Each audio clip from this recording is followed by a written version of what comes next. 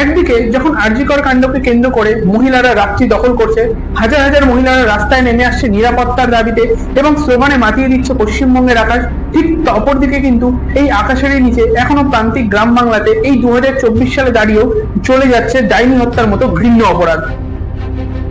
ডাইনি অপবাদে বা ডাইনি সন্দেহে পিটিয়ে খুন করা হচ্ছে গ্রামীণ মহিলাদেরকে। কে করবে এই প্রান্তিক অঞ্চলে আন্দোলন? কারা চাইবে এই নির্যাতিতা এবং মৃতাদের হয়ে বিচার? আদৌ কি সঠিক বিচার পাবে এই ধরনের প্রান্তিক মহিলারা এবং তাদের পরিবারেরা? আজকের এই ভিডিওতে এই সম্পূর্ণ বিষয়টিকে নিয়ে আপনাদের সঙ্গে তথ্য সহকারে আলোচনা করব। কিন্তু তার আগে আমি আপনাদেরকে বলে দিই যে আমার এই চ্যানেলটিকে যদি আপনারা এখনো পর্যন্ত সাবস্ক্রাইব না করে থাকেন তাহলে এই মুহূর্তে সাবস্ক্রাইব করে নিন এবং সাবস্ক্রাইব বাটনের পাশে থাকা বেল আইকনটিকেও ক্লিক করে নিন, যাতে এই সকল ধরনের অজানা খবর সকলের আগে পৌঁছে যায় আপনার কাছে। তো চলুন এবার ভিডিওটি শুরু করা যাক। এর মধ্যযুগীয় বর্বরতা ডাইনি অপবাদে বীরভূমের ময়ূরেশ্বরে দুই আদিবাসী মহিলাকে পিটিয়ে খুনের অভিযোগ উঠল। মারধরের ছবি ভাইরাল হয়েছে।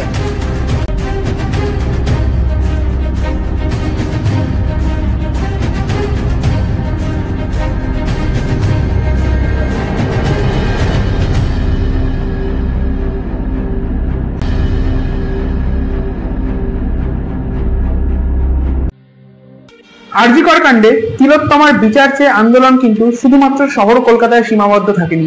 এই আন্দোলন সম্পূর্ণভাবে ছড়িয়ে পড়েছিল পশ্চিমবঙ্গের প্রত্যেকটি শহর থেকে গ্রামে, এবং সেরকমই একটি গ্রামে ডাইনি অপবাদ নিয়ে মরে যেতে হলো দুইজন আদিবাসী মহিলাকে।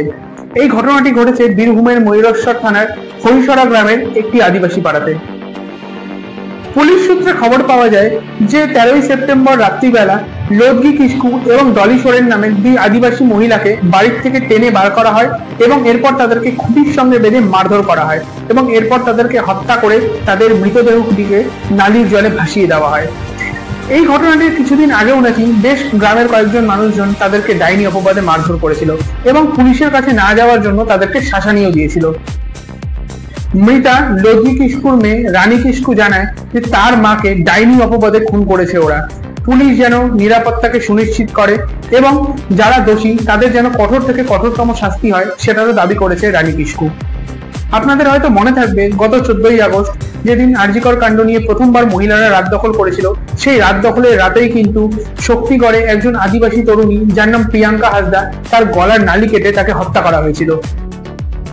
জানা যায় যে সেই দিন রাতে নাকি প্রিয়াঙ্কা হাসদা শৌচকর্ম করার জন্য তার বাড়ির থেকে বেরিয়েছিল এবং তারপরই তার সঙ্গে ঘটে যায় এই ধরনের ভয়াবহ ঘটনা। অর্থাৎ বোঝাই যাচ্ছে যে গ্রাম বাংলার এখনো অনেক এইরকম বাড়ি রয়েছে যেই সকল বাড়িতে প্রয়োজনীয় শৌচাগার পর্যন্ত উপলব্ধ নেই।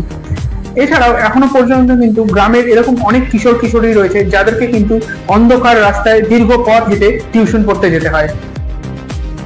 তাহলে সারা রাজ্য জুড়ে যে নিরাপত্তার স্লোগান উঠছে, সেই নিরাপত্তার স্লোগান কি শুধুমাত্র শিক্ষিত ও শহুরে মহিলাদের জন্য, নাকি শহর থেকে অত্যন্ত দূরে বসে থাকা সেই প্রান্তিক মহিলাটিদের জন্য?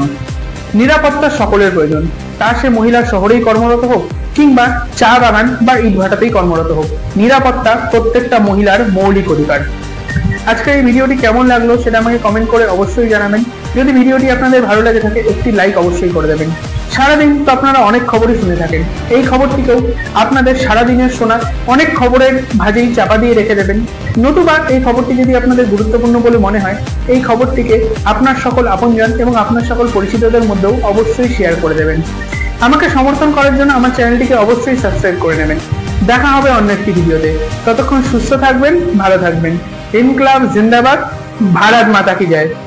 Justice for Tilottama.